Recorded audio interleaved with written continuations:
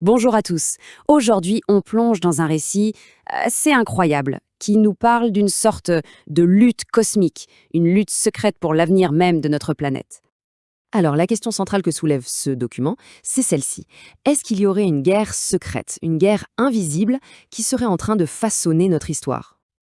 Eh bien, d'après ce texte, la réponse est un grand oui. On nous parle d'un effort gigantesque qui s'étend sur des siècles, mené par ce qu'on appelle les forces de la lumière. Leur but, libérer la Terre. Allez, on va creuser un peu pour voir ce que ça veut dire.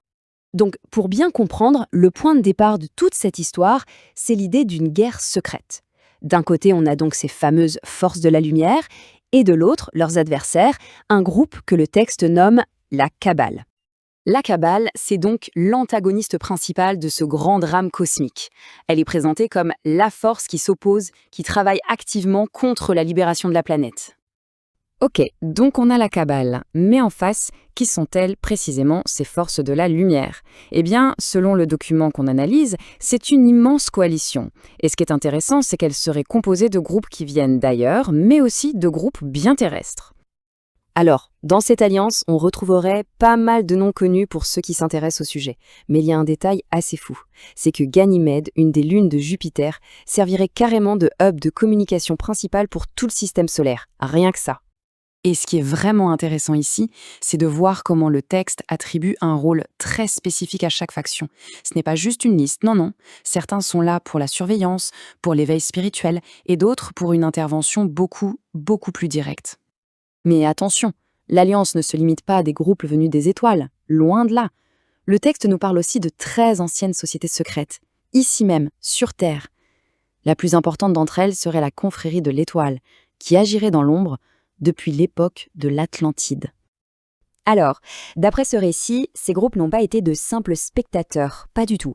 Ils auraient activement, mais secrètement, influencé des tournants majeurs de notre histoire. Et là, on va regarder la chronologie qu'on nous propose, c'est assez parlant. Et regardez cette chronologie. Elle dessine le parcours de cet ordre de l'Étoile à travers le temps. Et elle établit des liens assez inattendus entre des mouvements comme les Cathars, les Templiers, et même le déclenchement de la Renaissance. C'est toute une réécriture de l'histoire en fait. Bon, après ce voyage dans le passé, le récit nous ramène à une époque beaucoup plus proche de nous. On va maintenant se concentrer sur des personnages et des groupes qui, d'après le texte, seraient toujours à l'œuvre aujourd'hui. Et là, il y a un personnage qui sort vraiment du lot, une figure centrale, le comte de Saint-Germain. Le document lui donne un rôle absolument énorme. Il serait, tenez-vous bien, le commandant en chef actuel de toutes les opérations des forces de la lumière sur la planète. Et dans cette histoire plus moderne, il y a une année qui est mise en avant. Selon la confrérie de l'Étoile, 1775 n'est pas une année comme les autres. On l'appelle l'année de la lumière.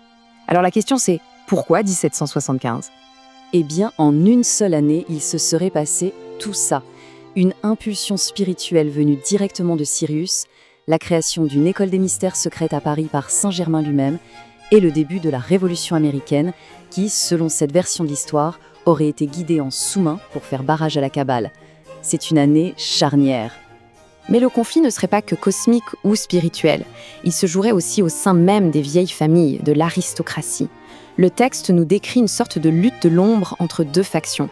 D'un côté, la noblesse blanche qui serait du côté de la lumière, et de l'autre, la noblesse noire qui serait alliée à la Kabbale. Et ça, c'est en quelque sorte l'histoire des origines du mouvement de la résistance moderne. C'est assez incroyable quand on y pense. D'après la source, tout commence en 1975, avec un agent, Michael, qui entre dans la clandestinité pour, des années plus tard, après une fusion avec des forces libérées sur une autre planète, devenir une force capable de nettoyer tout le système solaire. Ok, donc on a toute cette histoire, toutes ces factions, ces interventions secrètes, mais à quoi ça mène tout ça ? Eh bien, d'après le texte, tout, absolument tout, converge vers un seul et unique point culminant, un moment décisif. Et ce moment, il a un nom, l'événement. C'est décrit comme l'opération finale, l'action coordonnée qui doit d'un coup démanteler le pouvoir de la Kabbale, réinitialiser le système financier et démarrer une ère complètement nouvelle pour l'humanité. Et le mouvement de la résistance dans tout ça ? Ils auraient un rôle crucial et très précis.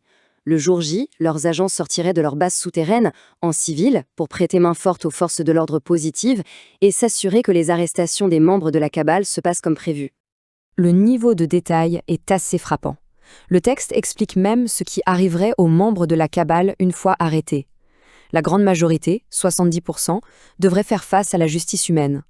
D'autres seraient jugés par une cour galactique.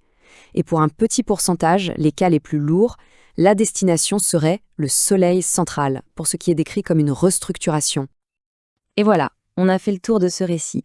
Pour revenir à la question de départ, après cette fresque immense, cette guerre secrète, cet événement à venir, une question reste en suspens, et elle est vertigineuse. Au fond, à quoi ça ressemblerait une planète vraiment libérée? C'est sur cette pensée que se termine notre exploration d'aujourd'hui.